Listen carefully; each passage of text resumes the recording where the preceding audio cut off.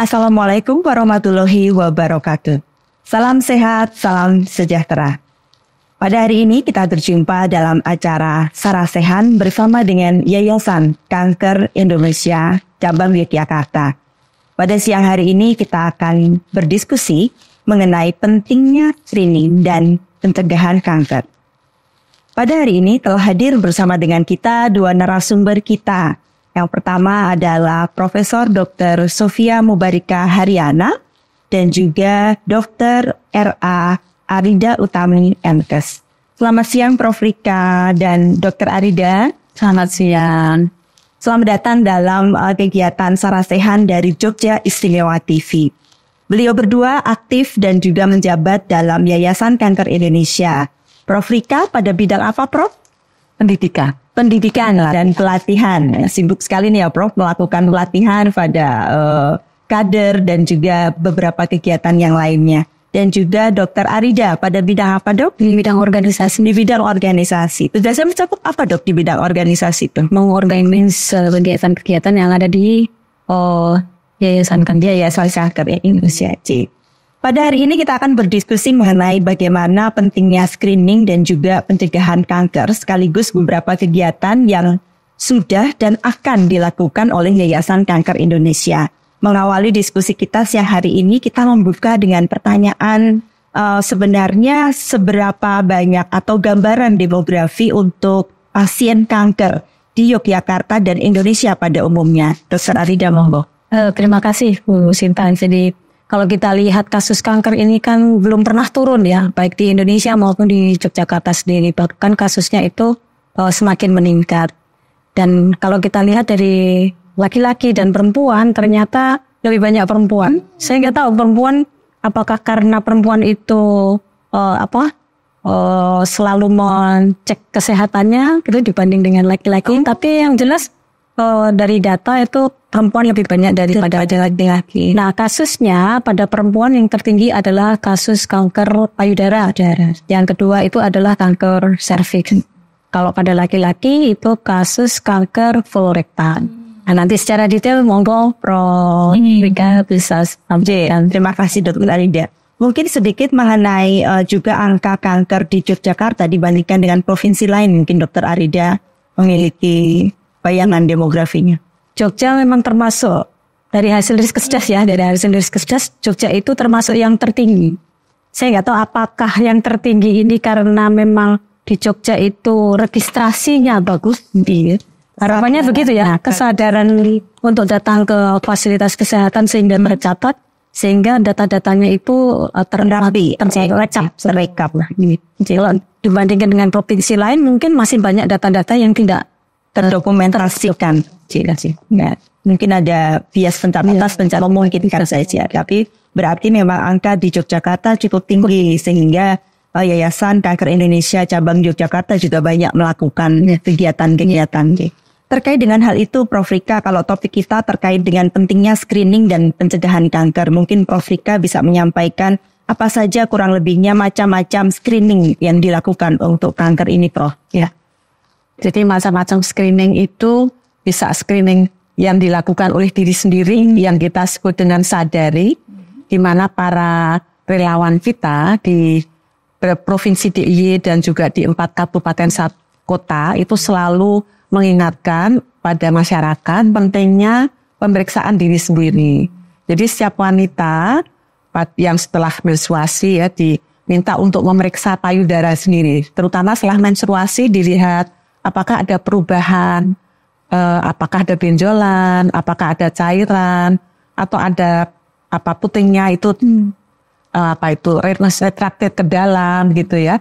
Dan selain itu juga perubahan-perubahan apakah ada benjolan dan perubahan kebiasaan, misalnya sekarang kok BAB-nya ada lendir, ada darah, atau mungkin ada keputihan, kok keputihannya berbau, atau mungkin ada perdarahan melalui atau mimisen.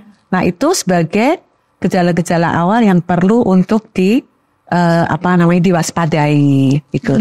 Itu yang diri sendiri. Tetapi pemeriksaan yang lebih dalam itu juga bisa dilakukan. Screening dengan menggunakan pemeriksaan laboratorium. banyak sekarang biomarker yang sudah ada di laboratorium yang dapat dipakai sebagai penanda atau biomarker. Selain itu juga pemeriksaan melalui USG, melalui pemeriksaan CT scan, PET scan, MRI itu juga sangat membantu di dalam menentukan adanya kanker itu.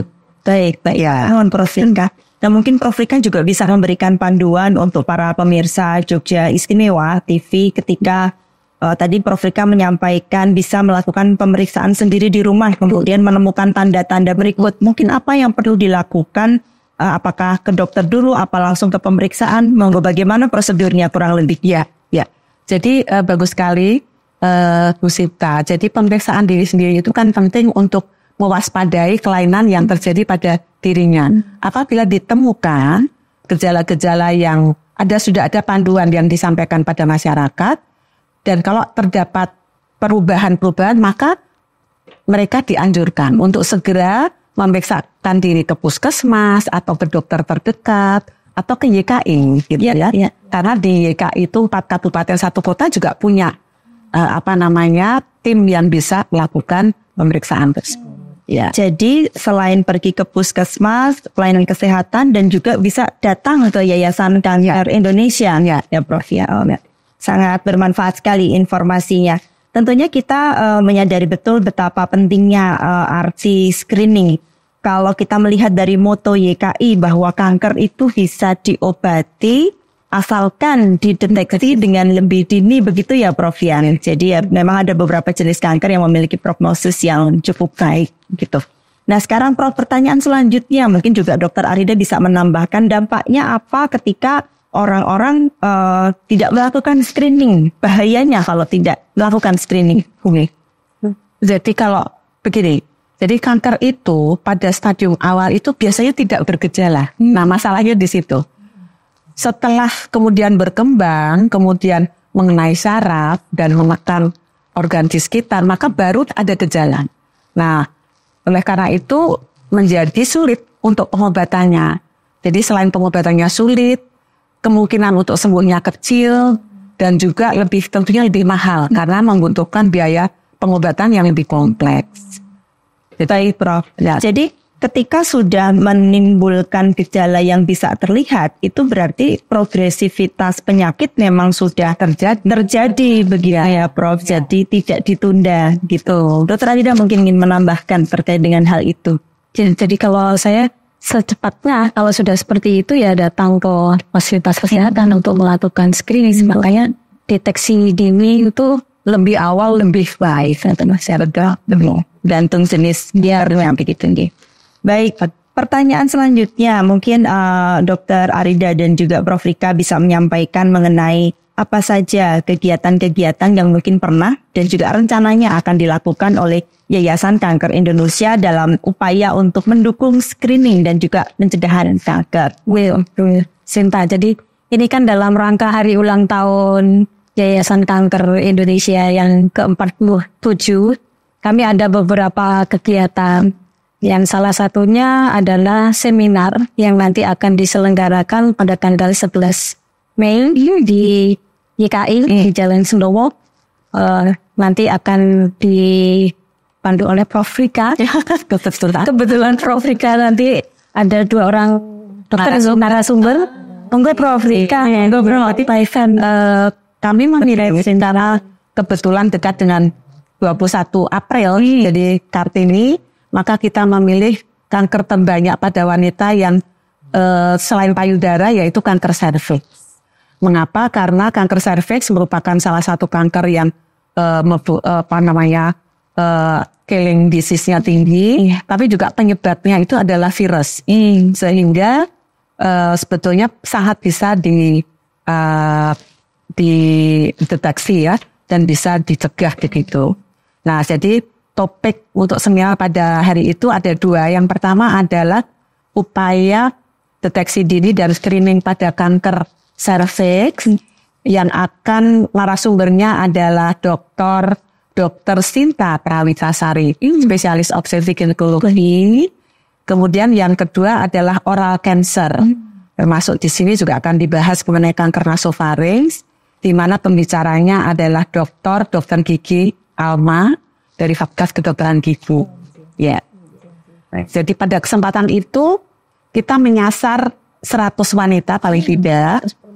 Kemudian akan dilakukan juga pemeriksaan screening untuk kanker serviks menggunakan tes IVA. Kemudian oleh Dr. Sinta bersama tim. Kemudian yang oral cancer, Dr. Alma bersama tim akan melakukan screening juga gitu. Baik. Wah, menarik sekali ya ini kegiatannya. Mungkin lebih lanjut Prof. Rika dan Dr. Arida kita menyampaikan pada pemirsa Jogja Istimewa TV. Untuk seminar ini ditujukan pada 100 wanita. Jadi ini seminar untuk awam, begitu ya? Ya. Mungkin boleh disampaikan bagaimana caranya kalau tertarik begitu untuk hadir. Ya. Silahkan datang ke YKI tanggal 11 Mei gratis. 11 Mei ya. Ada surprise-nya ya. Jam 8 sampai 8. Wah, ini begini. Jam 8 sampai 9 itu seminar. Kemudian jam 9 dan seterusnya untuk pemeriksaan. Jadi kita mencoba untuk membuat waktunya efektif. Betul sekali. Jadi kurang sebelum makan siang pasti sudah selesai, betul ya, Prof. Rika, Dr. Arida. Dan saya rasa ini juga undangan yang sangat menarik untuk para pemirsa Jogja Istimewa TV untuk berbondong-bondong hadir pada tanggal 11 Mei 2024 langsung hadir di Yayasan Kanker Indonesia di Jalan Sendowo. Menarik sekali kegiatannya, bukan hanya bertambah ilmu, tetapi juga akan dilakukan screening untuk kanker serviks dengan menggunakan oral cancer dan oral cancer. Ya. Di situ nanti akan bisa bertemu langsung dengan para narasumber, para dokter spesialis untuk bisa berdiskusi, berbincang atau tanya dan jawab. Ya. Menarik sekali. Nah, mungkin pertanyaan kita yang terakhir untuk Dr. Arida dan juga Prof. Rika. Tentunya selain screening dan juga mencegah kanker, mungkin bisa disampaikan gaya hidup yang seperti apa yang harus sehat itu untuk kita bisa mencegah kanker ini terjadi pada tubuh kita masing-masing. Untuk Dr. Arida. Ya, yang pertama ini terkait dengan HUT juga. Jadi besok kita itu pada tanggal 19 Mei itu ada senam bersama. Jadi ini sasarannya adalah semua masyarakat, seluruh masyarakat. Silahkan untuk mengikuti pada jam 6 pagi. Kan salah satu untuk supaya sehat itu adalah beraktivitas fisik. Ya, ini kami ada senam. Ini gitu. Sumpah. Berarti silahkan datang. Jadi kita sediakan tempatnya di halaman YKI ya, yang sangat luas itu ya. Bisa menampung 200 lebih. Oh iya, nanti rame-rame ya bersama-sama. Ada door prize juga ya. Ada door prize juga. Pokoknya acara dengan Yayasan Kanker Indonesia selalu punya door prize ya. Jadi monggo silakan hadir bersama keluarga tercinta pada tanggal 19 Mei. Prof. Rika mungkin bisa menambahkan selain kita berolahraga, apa lagi upaya yang bisa kita lakukan di mencegah kanker? Terima kasih sekali. Iya. Jadi gaya hidup sehat itu merupakan kunci agar supaya kita terhindar atau risiko untuk mendapatkan kanker itu kecil. Mengapa? Karena penyebab kanker itu 95% disebabkan karena pengaruh lingkungan, infeksi, gaya hidup, kemudian diet yang tidak bagus, merokok, minum alkohol, kemudian obesitas, dan juga stres. Nah, oleh karena itu, upaya untuk sehat selain yang disampaikan oleh Dr. Arida, olahraga teratur, itu juga makan banyak sayur, banyak serat, untuk supaya banyak vitamin dan serat-serat yang akan menjaga keseimbangan kesehatan mikrobiota dalam tubuh kita. Kemudian juga tidak terlalu banyak makan karbohidrat manis-manis ya, dan juga fat, lemak, karena itu juga akan menyebabkan gangguan keseimbangan hormonal yang memicu terjadinya risiko terjadinya kanker. Kemudian hygiene jelas. Jadi karena virus itu ternyata menjadi salah satu hal yang masif menjadi penyebab utama misalnya pada kanker, selain kanker serviks, ada kanker hati, ada kanker nasofaring, ada limfoma, itu dikaitkan dengan infeksi. Lalu kanker lambung karena Helicobacter pylori.